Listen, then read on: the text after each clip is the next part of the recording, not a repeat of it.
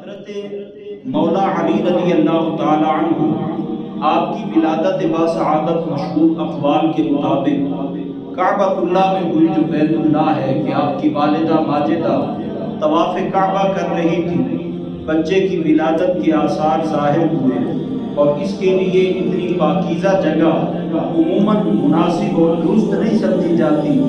مگر اللہ کریم جس کو اپنی نشانی بناتا ہے اس کے لیے اسباب خود پیدا فرما دیتا ہے۔ کعبۃ اللہ میں جناب مولا کائنات رضی اللہ تعالی عنہ کی جلوہ گری ہوئی جب آپ کی والدہ ماجدہ نے آپ کے حسن و جمال کو دیکھا، خوبصورتی کو دیکھا تو بہت فریفتہ اور قربان ہونے والی ہوئی۔ بیٹا جیسا بھی ہو ماں کو محبوب لگتا ہے، مگر جس ماں کی گود میں بیٹا ہی علی جیسا ہو اس ماں کی محبت کا عالم کیا ہوگا۔ بیٹے کو اٹھایا مگر بیٹے نے آنکھیں نہیں کھولی، والدہ پریشان سی ہوئی کہ اللہ کریم نے بیٹا تو بڑا حسین دیا،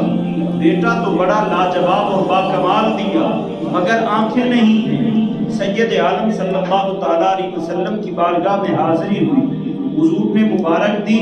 تو حضرت مولا علی رضی اللہ تعالیٰ عنہ کی والدہ ماجدہ نے عرض کیا کہ اللہ کریم نے بیٹا تو بڑا باکمال دیا مگر آنکھیں نہیں۔ حضور نے ید اللہ والے ہاتھ بڑھائے، فرمایا مجھے دکھاؤ چچی کیسا ہے۔ جب حضور نے جناب مولا علی کو اٹھایا تو آپ نے آنکھیں کھولی اور چہرے بطحا کر حضرت مولا علی رضی اللہ تعالیٰ عنہ کے جوان ہونے کے بعد ایک دن نبی کریم صلی اللہ تعالیٰ علیہ وسلم نے فرمایا علی تمہیں یاد ہے کہ جب تم پیدا ہوئے تم نے آنکھیں نہیں کھولی تھی، تجھے میں نے ہاتھوں میں اٹھایا تو فوراً آنکھ کھولی۔ نبی کریم صلی اللہ علیہ وسلم کے غلام مولا علی رضی اللہ تعالیٰ عنہ عرض کرتے ہیں آقا وعدہ ہی یہ کر کے آیا تھا کہ آنکھیں کھولوں تو سامنے رخ مصطفیٰ نظر آئے اور آدم جتھے یار نظر نہ آوے اتھے کی دیکھنا۔ فرمایا جب تک حضور کا چہرہ سامنے نہیں تھا تو آنکھیں نہیں کھولی تھی، جب آپ کے ہاتھوں میں آیا آنکھیں بھی کھولی اور آپ کا دیدار بھی کیا۔ حضرت مولا علی رضی اللہ تعالی عنہ کی پوری زندگی کمالات، فضیلتوں، خصائل حمیدہ اور عظمتوں اور رفعتوں سے پر نظر آتی ہے۔ آپ ایک مرتبہ بیمار ہوئے، حضرت سیدنا صدیق اکبر رضی اللہ تعالی عنہ حضرت سیدنا فاروق اعظم رضی اللہ تعالی عنہ کو بلاتے، جناب سیدنا عثمان غنی رضی اللہ تعالی عنہ کو بلاتے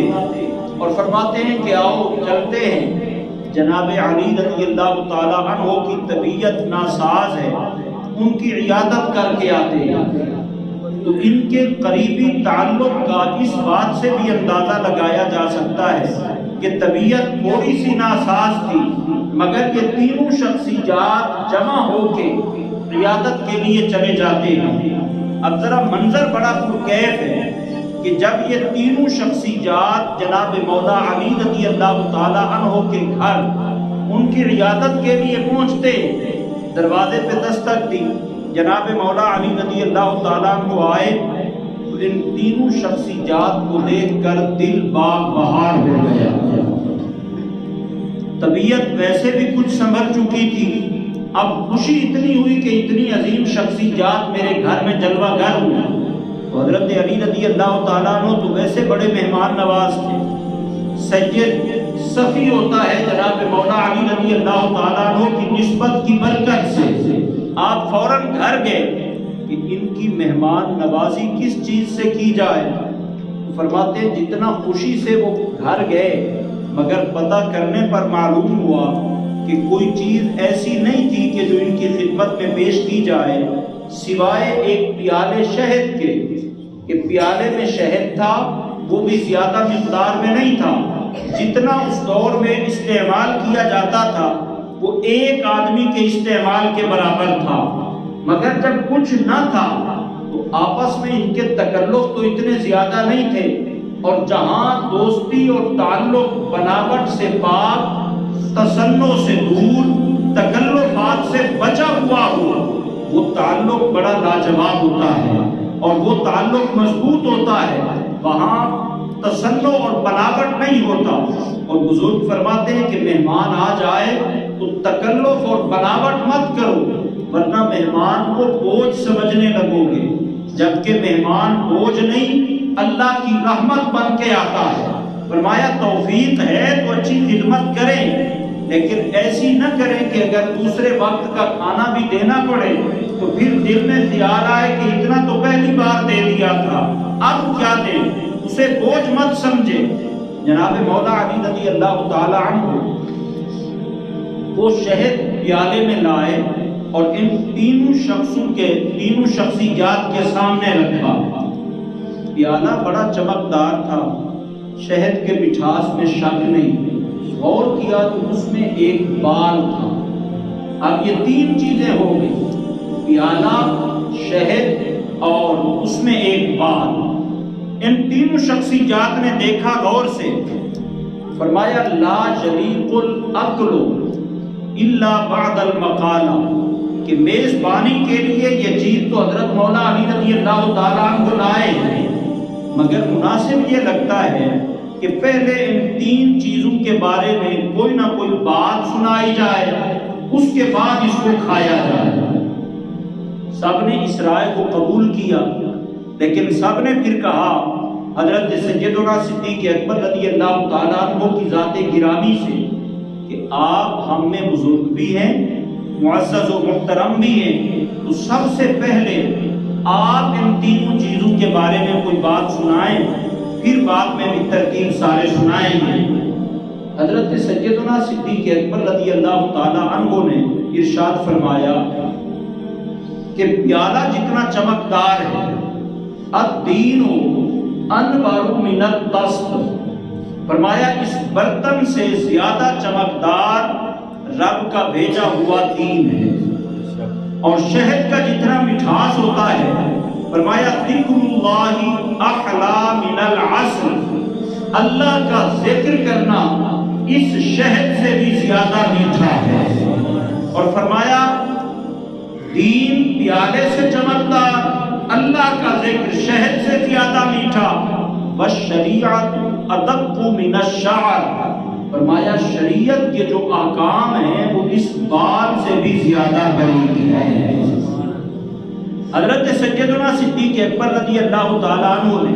تینوں چیزوں کا ذکر اس حسین انداز میں کیا۔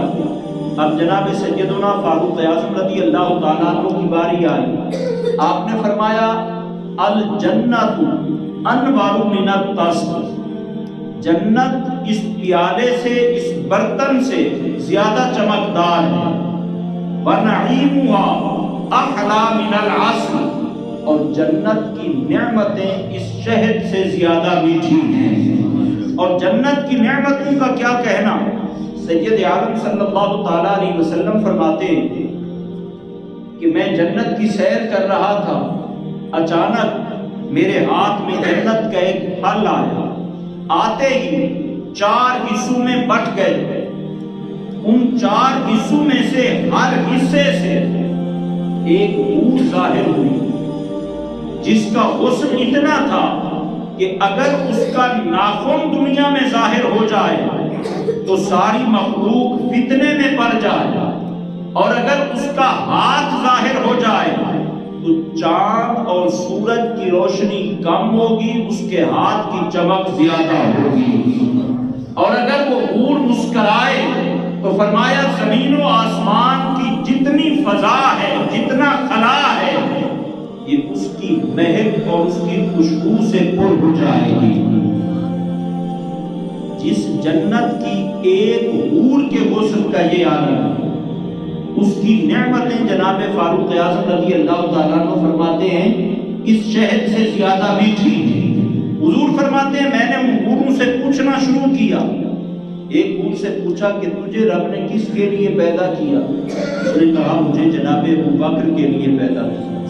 فرمایا تو ان کے گھر چلی جا۔ دوسری سے پوچھا تو انہوں نے کہا مجھے جناب عمر کے لیے پیدا کیا۔ فرمایا تو ان کے محل میں چلی جا۔ تیسری سے پوچھا، اس نے کہا مجھے اس عظیم جوان کے لیے پیدا کیا کہ جس کو ظلماً شہید کیا جائے گا اور وہ خون سے رنگا رنگ ہوگا،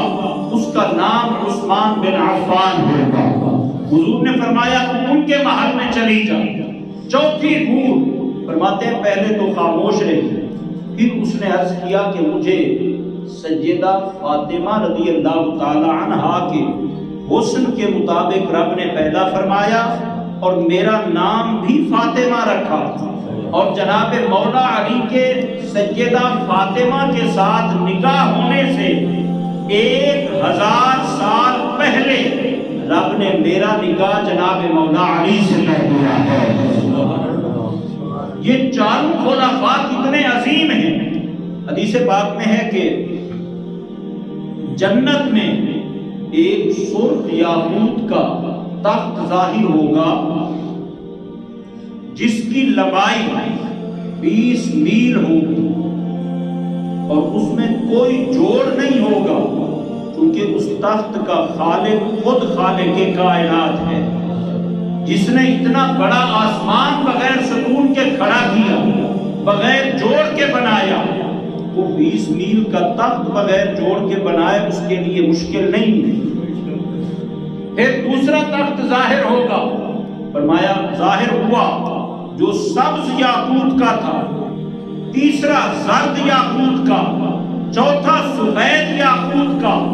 سب کی لمبائی چوڑائی ایک جیسی۔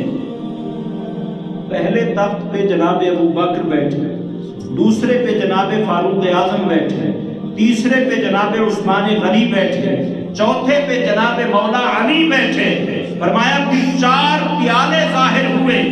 ان چاروں نے ان پیالوں سے کچھ کچھ نوش فرمایا۔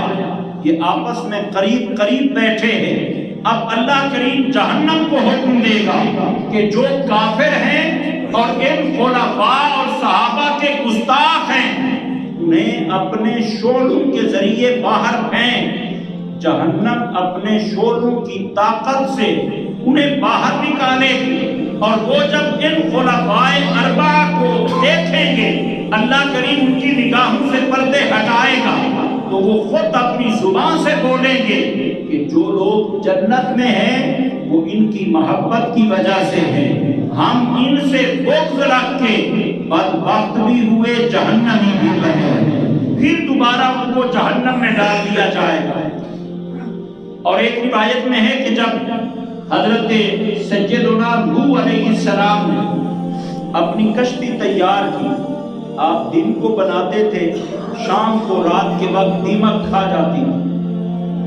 وہ کشتی باقی نہیں رہتی، صبح کو آتے تو ختم۔ اللہ کی بارگاہ میں عرض کیا مالک یہ کیا کیفیت ہے، کیونکہ کشتی بنانے کا حکم رب نے دیا، اللہ کے ہر کام میں حکمت ہوتی ہے۔ اللہ کریم نے فرمایا میرے پیغمبر اس کشتی پہ میری مخلوق کے اکابرین کے نام لکھ، ان ناموں کی برکت سے اللہ کریم اس کشتی کو، ان ناموں کی برکت سے اس کشتی کی حفاظت ہوگی۔ حضرت نوح علیہ السلام نے عرض کیا مالک کو تیری مخلوق کے اکابر کون ہیں جن کے نام لکھوں اور کشتی کی حفاظت ہوگی؟ تو اللہ کریم نے حضور کا نام بتایا اور چاروں خلفاء کا نام ذکر فرمایا۔ تو ان ناموں کی برکت سے حضرت نوح علیہ السلام کی کشتی محفوظ رہی۔ نبی کریم صلی اللہ تعالیٰ علیہ وسلم فرماتے ہیں کہ ایک مرتبہ حضرت جبریل علیہ السلام میری بارگاہ میں حاضر ہوئے، عرض کیا حضور اللہ کریم نے جب جناب سیدنا آدم علیہ السلام کو پیدا فرمایا، ان کے وجود میں روح پھونکی، تو مجھے حکم ملا کہ میں جنت سے ایک سیب لاؤں، اس سیب کے 5 حصے کیے، اور وہ پانچوں کے پانچوں جناب آدم علیہ السلام کے حلقوم میں نچوڑے گئے۔ ایک ٹکڑے سے اللہ کریم نے آپ کی ذات کو پیدا کیا، باقی 4 ٹکڑے جو نچوڑے گئے ان سے اللہ کریم نے آپ کے چاروں جاروں کو پیدا فرمایا ہے۔ سبحان اللہ۔ نبی کریم صلی اللہ تعالیٰ علیہ وسلم کے ان چاروں جاروں کا آپس میں اتنا گہرا تعلق ابتدا سے آخر تک رہا اور قیامت تک رہے گا۔ جناب سیدنا فاروق اعظم رضی اللہ تعالیٰ عنہ فرماتے ہیں کہ جنت اس برتن سے زیادہ روشن، جنت کی نعمتیں اس شہد سے زیادہ میٹھی، اور جس پل صراط سے گزر کر جانا ہوگا والصراط ادق من الشعر، وہ پل صراط اس بال سے زیادہ باریک ہے۔ حضرت سیدنا فاروق اعظم رضی اللہ تعالی عنہ کے ذکر کے بعد جناب سیدنا عثمان غنی رضی اللہ تعالی عنہ، آپ نے ان تینوں چیزوں کے بارے میں ذکر کرنا تھا۔ سیدنا عثمان غنی رضی اللہ تعالی عنہ وہ عظیم المرتبت شخصیت ہے کہ حضرت آدم علیہ السلام سے لے کر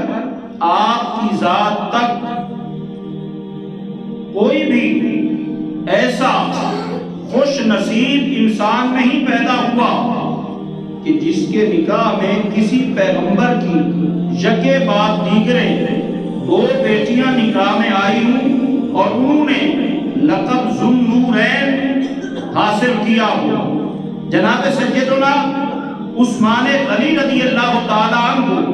وہ عظیم شخصیت ہے کہ جنہوں نے یہ لقب نبی کریم صلی اللہ علیہ وسلم کی شہزادیوں کی نسبت کی بدولت پایا۔ آپ نے فرمایا، آپ چونکہ جامع القرآن ہیں، فرمایا القرآن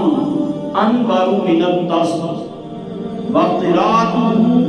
احلا من العسل وتفسیرہ ادق من الشعر۔